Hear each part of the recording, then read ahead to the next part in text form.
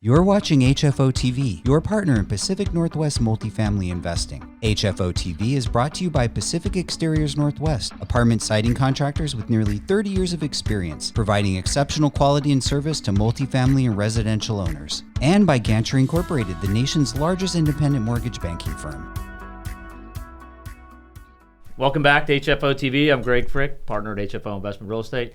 Today we have with us Vadim, who's running for Multnomah County City Commissioner, and we're going to talk a little bit about, we've interviewed him before, we're going to talk a little bit about kind of his thoughts on public safety, how to bring back, kind of change the trajectory of Portland and kind of going back to, getting investment back in here. So thanks again for taking the time to do this. I think, with the election coming up, homeless, public safety, we've had out migration for the first time really in Multnomah County or in the city of Portland, Multnomah County, last couple of years. I mean, how do you change the tide of that, and what's kind of your ideas behind that? Yeah, and the livability public safety piece is the key. Right. People are social animals. They want to go out. They want to be where other individuals are. They're saying that COVID changed the landscape and people aren't going to be in offices anymore. Well, guess what? And even in San Francisco, in the parts of San Francisco that they're providing downtown with a sense of community where people feel safe to walk around, people are actually coming back to work. So it might only be 3 or 4 days a week, but they're voluntarily coming back. Whereas a Tenderloin, where there's lawlessness, where there's drug addiction, where there's a sense of fear of being in those areas because the city and the county have relegated those places to lawlessness basically, then we're not seeing that at all. It really is a tale of two cities. And so Portland is a wonderful city. It's very walkable. It's in a great natural area. Climate change will be what climate change, but we're kind of in a little Goldilocks area. So especially for that. I mean, I tell people climate change, it's you look at where are you going to end up living. Arizona's going to run out of water. I mean, there's reasons why people come here anyway. We won't run out of water here, that's exactly, for sure. Yeah. So, for a lot of reasons, being close to the mountains, being close to the ocean, being close to nature, where, a lot of people that want to have an upwardly mobile lifestyle want to have jobs where they can also be close to nature and those sort of things. So we have everything that people want here. What I'm hearing from so many people, and even people that have moved away, is I'm afraid to walk my own neighborhood. I'm afraid to go downtown because, I see people with machetes walking around. I see people that are threatening down there. And too often it's personal stories where someone themselves has been assaulted or threatened or a family member has. And so, the crime statistics are one thing. We're seeing a little bit of an uptick from last year, but last year was a little lower than the previous years. We're still way ahead, way more crime and murders than pre-pandemic. Right. So how do you bring that back? And that's one of those areas where, again, the county can take the lead. So the county has what's called the Local Public Safety Coordinating Council, and on that council is the county chair, the DA, the public defender, the chief criminal judge, as well as the sheriff and the Portland police chief. Because the DA is under the county. The DA for the city of Portland is county. Yeah. Police is city. So for people that understand that, the city can arrest somebody, put them in, but it's the DA within the county. So it's really them working together. Yeah, to try and to the judges set those policies as to who stays in jail, who gets let back out and loose in the streets. So when you're talking about what are these policies that'll keep us safe here in Portland and make sure that criminals that are victimizing other people are kept in jail and not put back on the streets, that is directly with the county. So, people can blame the police for not arresting enough people or whatever might be happening, but the county is there to make sure that when they're arrested, those people are kept in jail. So, that needs to be improved upon because there's no question. I mean, I've seen illegal behavior downtown. I've seen people walking around with knives downtown. My neighborhood, somebody was killed recently. They were just waiting for Max stop and somebody killed him. Well, stabbed him, and then they walked inside the Max, and one stop later they were dead. Those sort of things, stay with people. And so if we just solve those issues where we don't have a revolving door policy of where people are arrested back in the streets, to give you an example, there's one guy that was dealing fentanyl. He was arrested 12 times.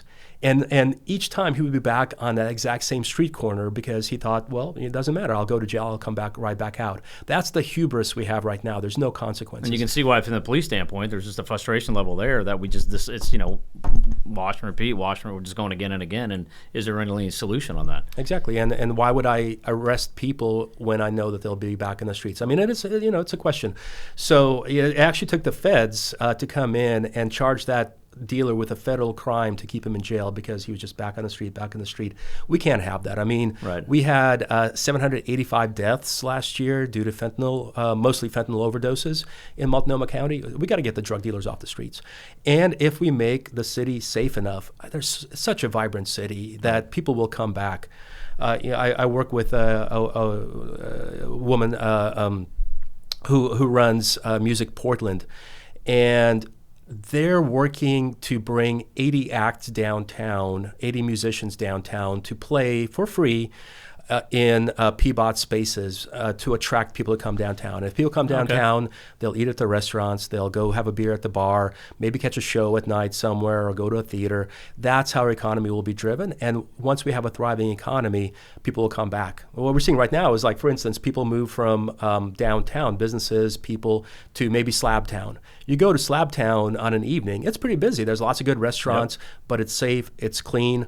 Downtown, people feel like it's not. Central East Side, same thing over there. So if we fix those few small things, if we get people on the streets into the shelters so they can get the help, if we get people who are abusing and victimizing other people to be in jail and be prosecuted by the next district attorney, who's funded, as you mentioned, by the county, then people will come back. And if there are people, then businesses will come back because they know that that's where their workforce wants to be.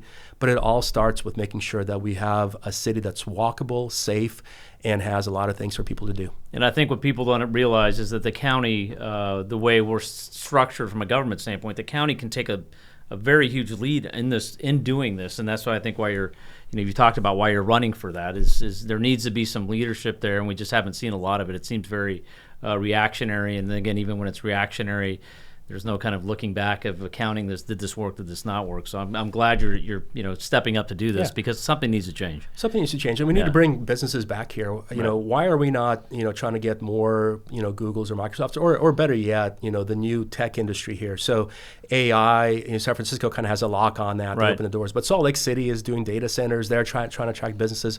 Austin, So I'll give you a factoid here. So Austin is known as the music capital of the United States, right? And Portland has more independent music venues than Austin does. Why is Austin not known as the music capital of the United States?